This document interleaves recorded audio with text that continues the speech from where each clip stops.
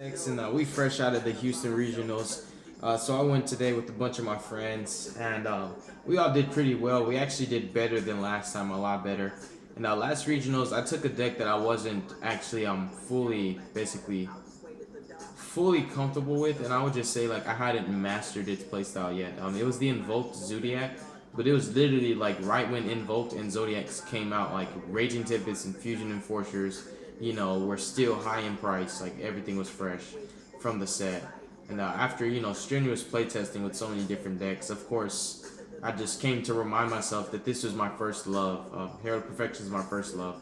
It's my favorite deck, so I just decided to just go back to this. So this is the build I took today to regionals. I got 65th place, and unfortunately, it's really jacked up because I went X3, and I actually if I just had went X2, they had judge had let me know, I would have made the top 32 cut, and man, I was just like pondering, like basically what's the word, reminiscing on all my matches, and then like I thought about a few of them where I made so many different mistakes that contributed to my own downfall. And I would definitely say after playing today, I've learned even more and gotten even better.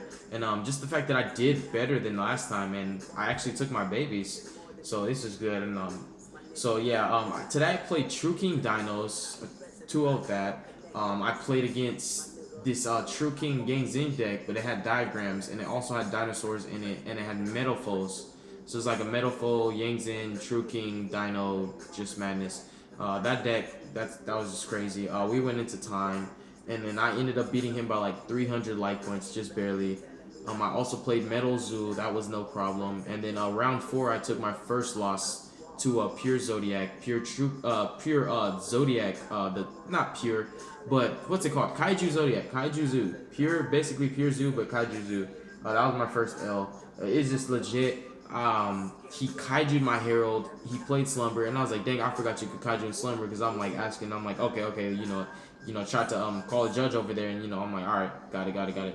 So he kaiju'd my Herald, slumbered my field, and he pretty much just did the Zodiac, the kaiju OTK, and I'm like, that's straight up, he got it.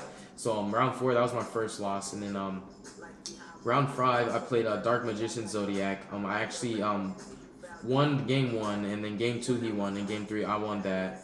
And then round six, I played another True King Dino deck. This was this girl, I'm trying to remember her name, Felicia. Shout outs to Felicia. If you're watching this, Felicia, or Felicia's friend, because she also that told me her friend watches our channel, and she's a big fan. So shout outs to you, Felicia. Shout outs to your homegirl. And you did that. Felicia was freaking awesome.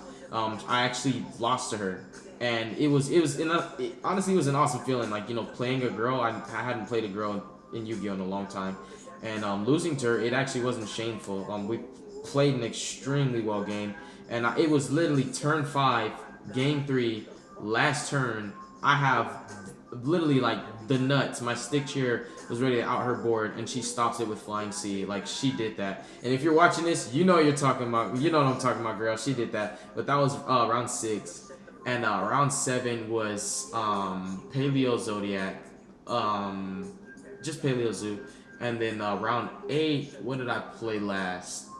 Round eight. What was the last deck? I'm trying to remember. That was just right now. Oh, ABC. I'm sorry. It was like ABCs, but it was like weird. It was like a 60 card ABC deck, but it was well put together. Yeah, that deck was crazy. But yeah, those were my matchups. So it was pretty diverse. I'm not gonna lie. I heard like a lot of overheard like a lot of people, playing a rogue, and a lot of my friends were telling me like about their matchups, and it was like a lot of rogues. So I'm assuming like a lot of the good players probably were at YCS today, and this regionals kind of would have been like basically like a free opportunity. So I was also upset about that today. So I'm like, dang, this is basically like a free regionals. I'm sleeping on it. So your boy Three Stacks gotta get back in this thing. So we're gonna go ahead and start with this deck list without any further time wasted. So three of the Heralds. This guy is amazing. I actually won every single game when I went first, and that was another thing.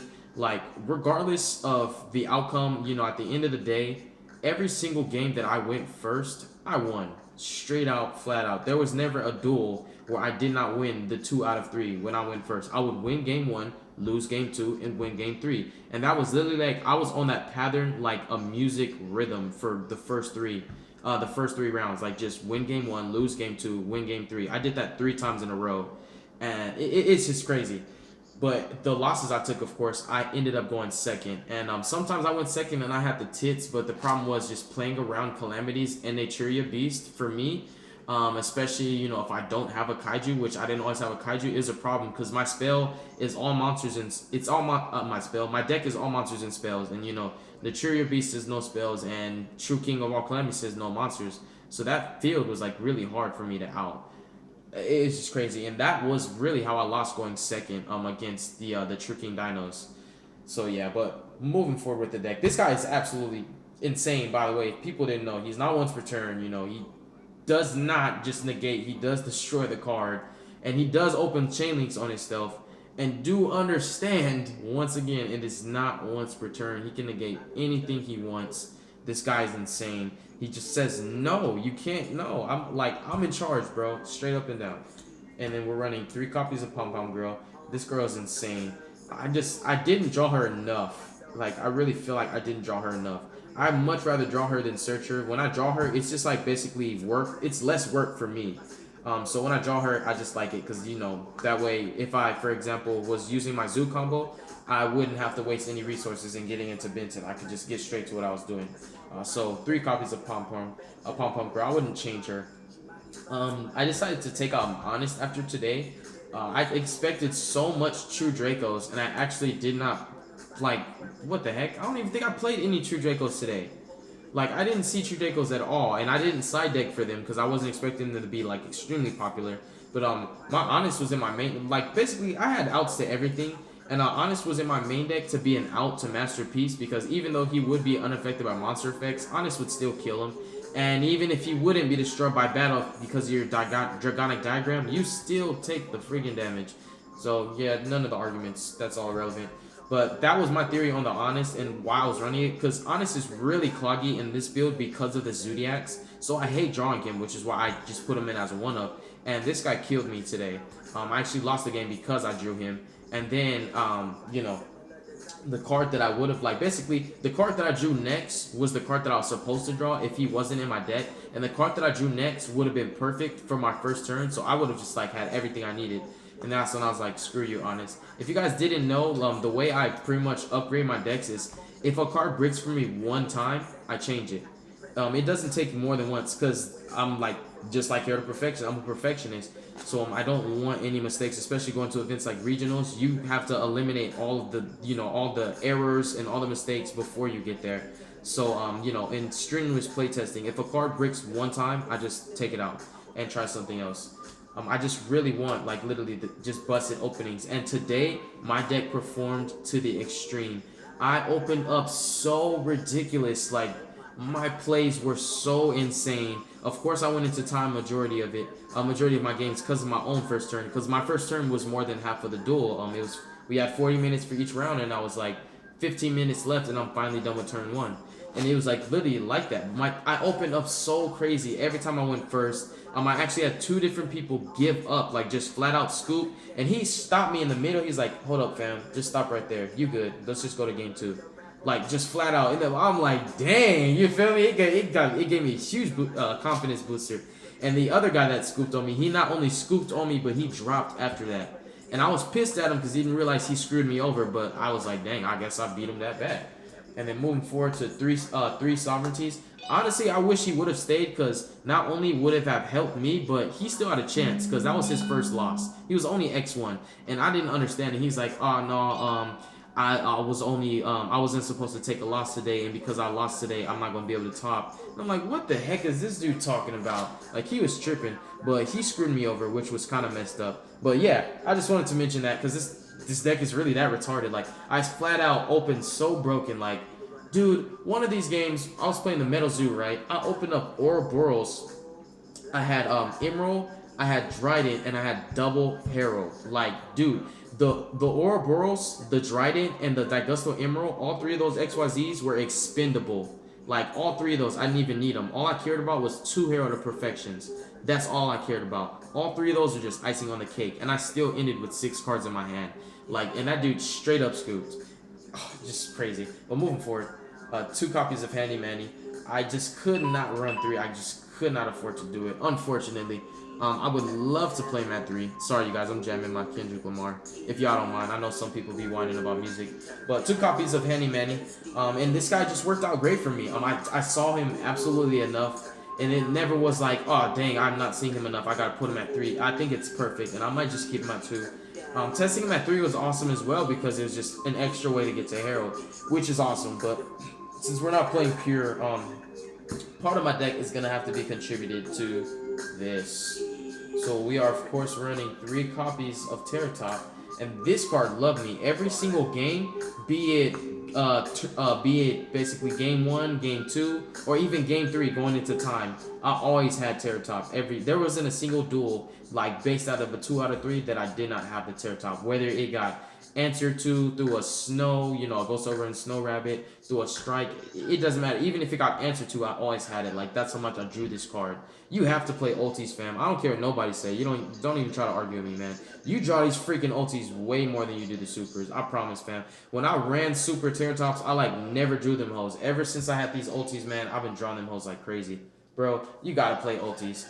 Like, bro, you just have to. It's like, what the heck? I feel like Konami shouldn't even make ultis because for some reason I do draw ultis a lot. Like, if you guys have never seen the live stream on my channel where I have duels, I have Raigeki like a mug, bro. Like, dude, there's like, what the heck? There's like never a duel when I'm going second. And I don't have the Raigeki. Even if I don't use it, I'll like always have that hoe, and it's a ulti.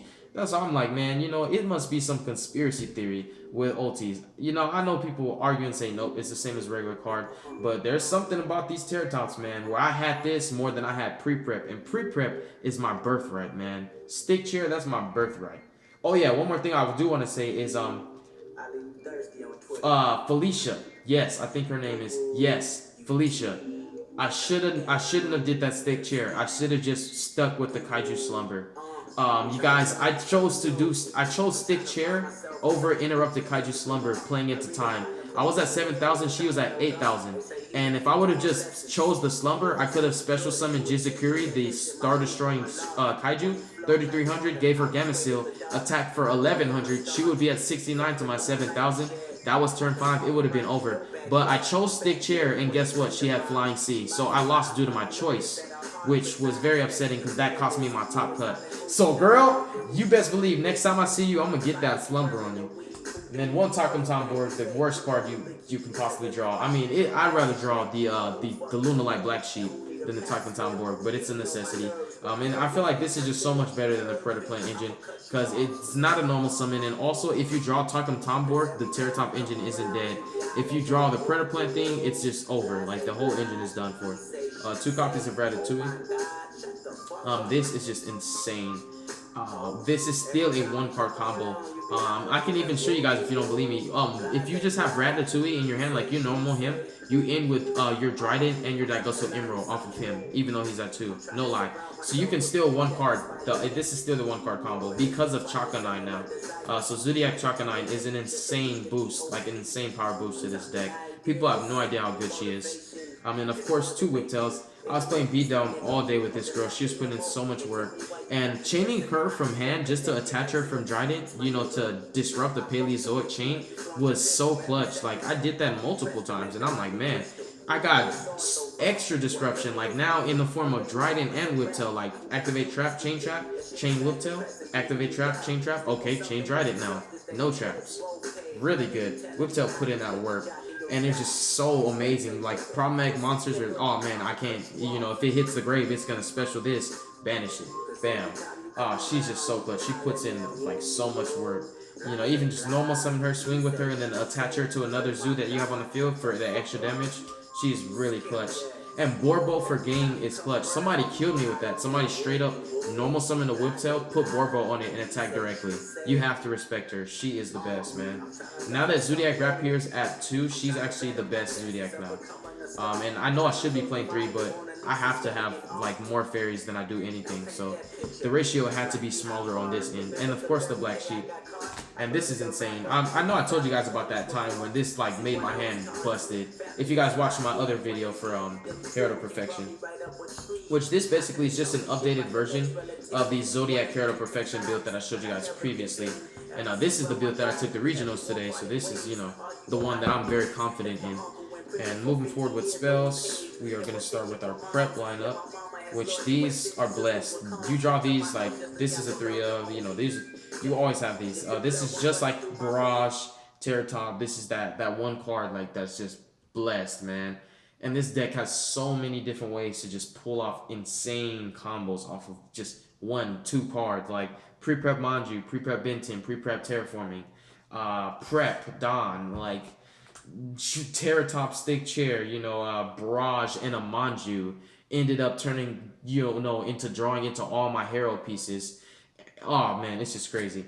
But yeah, you just have to play these. So clutch. This is the MVP because my Dawn is very, very important to me. And whenever I have this, this is like so important to me because this is like my lifesaver. This gets me out of so many tough spots. You activate that Dawn and they negate it, be it Herald of Arclight or, you know, be it, you know, whatever, negate a spell or trap, whatever you have, Infinity, any boss monster that negates card effects. It could be Solemn Warning, right? Activate this, add the Dawn back from grave to your hand, and then play it again. This is so good. It's like a set card. It's good. Moving forward. 3 of my Bayraj. I drew this card like crazy, man. Like this, oh man. Most of the time, like I was playing Zodiac for like 50% of the duel, and then I kind of like switched gears to not to Zoo, but kind of switched gears to like Herald Stick Chair stuff. But most of the time, like I was just pretty much playing Zoo. Like people didn't even know what my deck actually was about until, you know, I pulled out the Heralds. So they pretty much just assumed I was playing pure Zoo. And a funny thing, because I would set spells, because, you know, I had to set spells, so I would pretty much be at 6 cards in hand, so I don't have to discard during the end phase. And they would think, you know, I have like chalices and you know, my body's as a shield and needle cylinders. They think I'm playing pure Zoo, and then, you know, they're really just baits. Then later on in the duel, like they just get hit out of nowhere with a random Herald, and they're like, all right, you got it. But this is just insane. Like, oh my goodness, this card freaking loves me, man. I really gotta get some new sleeves, man. For real, I'm not gonna lie. It was a lot of niggas with dirty fingernails touching my touching my stuff, which I wasn't feeling, bro. I almost fought a nigga in one of my rounds, man. This dude was so musty, and he kept touching on my sleeves. I was like, bro, I'll shuffle, you cut. Don't shuffle my deck. You can cut it though. This nigga is arguing with me. Oh, bro. Moving forward, 3 copies of Las Vegas. This is insane. And just don't pay any attention to me, you guys. It's really, really late, and I actually hadn't gotten any sleep last night because I stayed up all night last night playtesting my deck and went to regionals at 7:30 in the morning. So you can imagine how tired I am. And then, of course, in tandem with that, we have 2 copies of Optimus Prime. Just so savage. This is insane. I love having this in Ritual Sanctuary because it's so good for the baits. Especially people that don't know this deck, they don't understand that it's much smarter to wait until you discard for cost to negate this with the Ghost, the Ashen Blossom, and what's the name? Joyous Spring. Then, you know, just like negate it. Like I would play Terraforming and people would just like flat out negate it. Like what the heck? And then I'll like play Ritual Sanctuary and people just like straight up negate it. And I'm like, oh, I don't know. But like that's why having a Terraforming and a Ritual Sanctuary was like so clutch. Because like I could play one Ritual Sanctuary as a bait and then still have a Ritual Sanctuary. And there are also times like in my Stick Chair combo where it's like, dang, you know, I need a card to pop for Scepter. And it's like, dang, I got a Terraform in this. I can activate this, pop it with Scepter, draw a card, play this, and then load up my Graveyard, still have it. Yeah, I just love it. I would play that 3 if there was enough room. I had to cut my deck, and I had to find space for everything. And it was 40 cards, and now it's actually at 42, so it actually should be less consistent, so to speak, but it definitely got a lot more consistent because of the Zoo engine. And I am just trying to figure a way to put it to 40. But just based on its performance today, I can kind of see that the 40 card mark isn't going to be this deck's limitation. I believe it's going to be more so basically people trying to counter my strategy. For example, once people understand that my deck is spell based, people might start siding in, you know, heavy like anti-spell, Imperial Order, and Chirya Beast, stuff like that. And of course, 2 copies of Instant Ramen. This is such a clutch card. I always use this as a recovery play. So this is incredible. Like if you have Herald on field and you're just negating your through your opponent's plays, save this for an emerald just to get you, keep you in rotation. And I'm also playing 2 copies of the Fusion Substitute. You can take it a lot further. I just hate breaking on this card, and there were times when I drew it and it was good, like either for Ritual Sanctuary, like for example, I pitch it with Ritual Sanctuary, then use Instant Fusion, make Gaga Samurai, detach Norden, and put Norden back, drew a card, and still was able to attack with the Gaga Samurai. And so like that was one scenario, where it's like this was clutch just because I had this and the instant fusion. So it was like, if it wasn't that specific hand, it would have been bricky.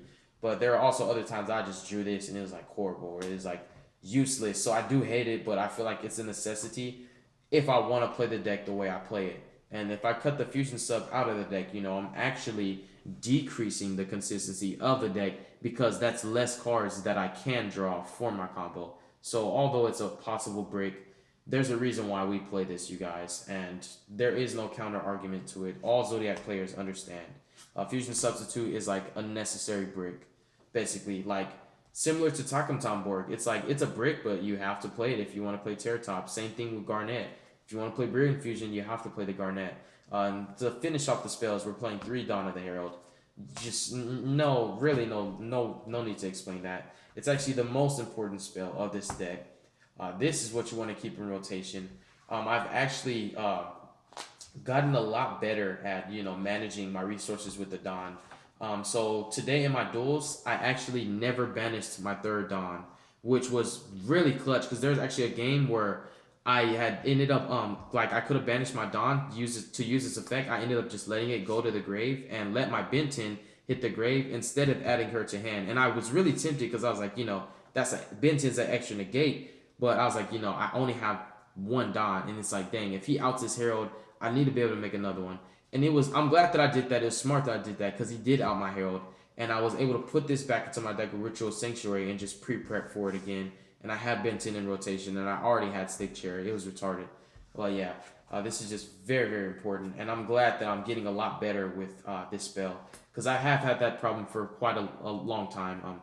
Just always banishing every single copy of it for its effect. And my new limit for it is 2. You can afford to use its effect twice, but you always want to just leave 1 just there for you to just keep putting it back so that you always have an Herald. Because if you can have this in your deck, you can always add Herald from your graveyard to your hand with pre-prep, and you can always put this back to your deck. And you can also always prep for your Dawn. So that was just amazing, and I thought it was so clutch because it really did help me a lot, and I would have lost if I didn't do that. So it was like a neg for now, but a potential plus in the future. Moving forward to the extra deck, we have 1 Norden, Poseidon, of course, the MX Saber Invoker, Homie Go Hard, 2 Resource Manager. This is standard, and you have to play 2 Roadkill. If you're not playing pure, you pretty much 2 is the minimum. You should never run one. You should never run 1 Trident, because also when the True Kings, the Earth, what they're gonna do is they're probably gonna banish 1 of your Emeralds, 1 of your Tridents, and 1 of your Norden, and your 1 Norden, for example. And I've had a guy where he banished my Norden and my Invoker and 1 of my Emeralds, which I thought was smart. And then this dude banished like both my Tridents and my Norden, and I thought that was dumb because I'm like, I still have Brabo and I still have Daigusto Emerald. So it's like, I may not have Emerald, I may not have Elder Entity Norden, but like I have a lot of stuff that I can still do with my Zeus. But yeah, it's just very important, like I said, to play 2 Trident. Just very, very important, especially because of the Lithogasm. Because a smart player will never banish both your Tridents, so that's why it's good to have 2. Because they will only banish 1, because since they're limited to 3, they're always going to hit 1 of the Trident, 1 of the Emerald, and the Norden. The reason why they only hit 1 of the Emerald is because the other one will run out, you feel me? And that 1 Trident, it'll run out. So it's smart to do it that way. And that's why it's smart to play 2 Trident. I actually noticed a lot of Zoo players were playing 1 Trident, which was weird. Like, I was watching people doing their deck profiles, and like niggas was straight up running, triple Grobrel, double Tiger Mortar, and like 1 Trident. Like, oh no, it's fine. 1 is all you need. You just keep recycling with combo and Emerald. I'm like, oh heck no. But 2 Chicago Bulls, and then I'm calling her what was that nickname here? Bambuku, not Bambuku, Baby Buku. There we go. And then this girl from the Jungle Book and Bacon Bits. And Scary Trishula from Halloween. This guy just, man, this is a monster. Oh, like, dude, I was hitting them money cards today. I hit a Barrage. I hit a Miscellaneous Saurus, which was actually freaking clutch because she wasn't able to use it then to, make everything unaffected. So it was great. And some people might look at it like, dang, you just basically gave that person a free dino to summon. I'm like, Miscellaneous can't be used now. So, I don't have to worry about an invincible Ultimate Conductor Tyranno attacking over everything. So Ouroboros saved my life. That's what I gotta say. Deltaros, Abyss Dweller, Gaga Samurai. Dweller and Samurai could have been Utopia the Lightning. If I would have chose Utopia the Lightning over these two, I would have lost a lot more games today. I don't regret it.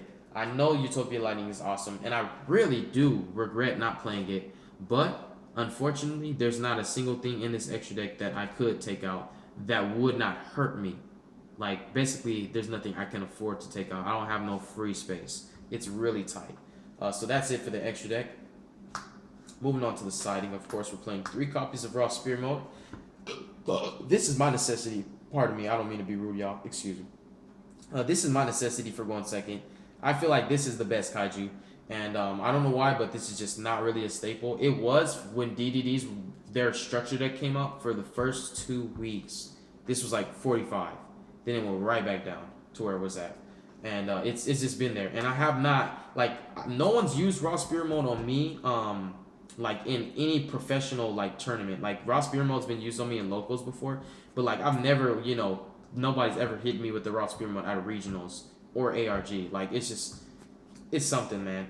This card, like, not only is it unique, but for some reason, like, a lot of people don't play it. So this is, like, my trump card because I do play kaijus, but everybody plays kaijus. This is my trump card because I play it and, like, nobody else plays it. So it's like I have this hidden weapon in my arsenal. This wins me games, dude.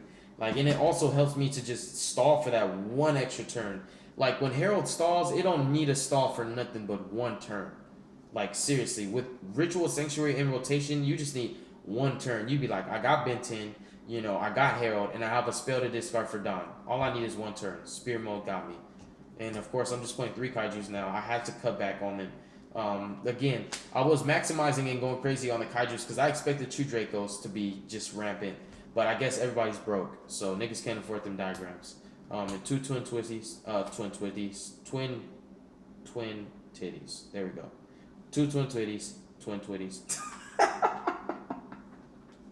Oh my god, man. I gotta go sleep after this. Alright, 2 twin twisters. This, I hardly ever sided it, and I actually never resolved it today, even when I did side it in. I wasn't feeling it. I still am going to keep it in the side deck because it's very important.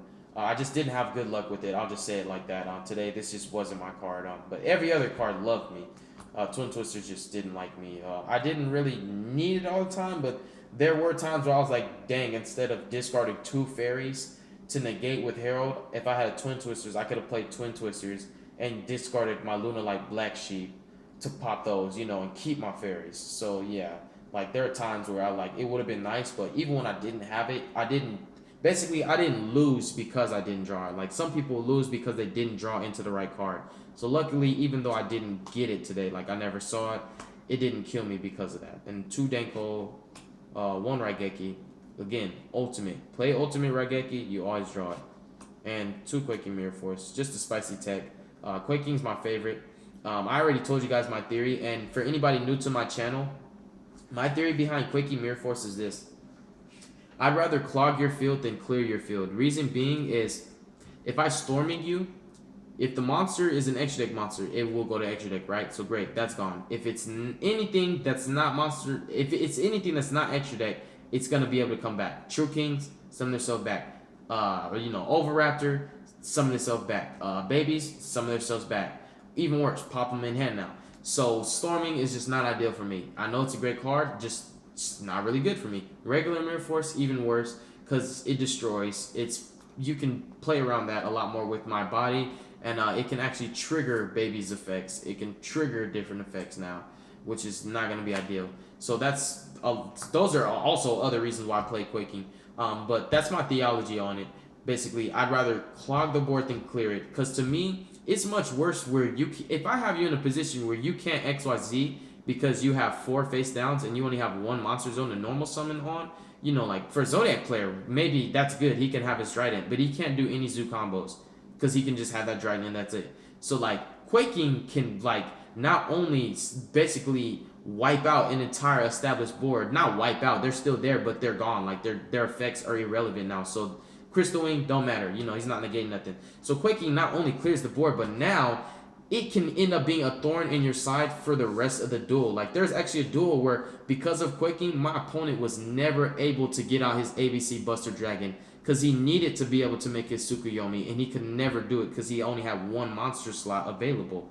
And Quaking, like, so it served its purpose by protecting me the turn he was trying to OTK me because I would have died if I didn't stop all his attacks. But not only that, after stopping all those attacks, he wasn't able to make Buster anymore. So that was like, I don't even, like, it was so many cards that I didn't have to negate with Herald simply because he couldn't make Buster. So this was just, man, I will not take it out. In fact, I'm mad that I wasn't playing it because I did play this in the past. If you guys check out my build, I think from January this year or December last year, my counter fairy build, I was playing 3 Quaking in the side, and then I think I was like maining some other ones. But yeah, that's the deck profile, you guys. Apologize so much if I rambled on a bit too much or if I just took too long explaining stuff. I understand that some people are just here to get straight to the deck profile. And for those of you guys, I apologize. But for those of you guys who are here for the information, thank you so much for your patience. Thank you for watching. And leave comments and leave your honest opinion and feedback in the section below. And let us know, you know, what you think this deck is missing. I'm always willing to hear you guys' advice, you know, your helpful advice. If you want to talk shit, then I don't know, man, you probably don't want to be here because this ain't the channel for you then.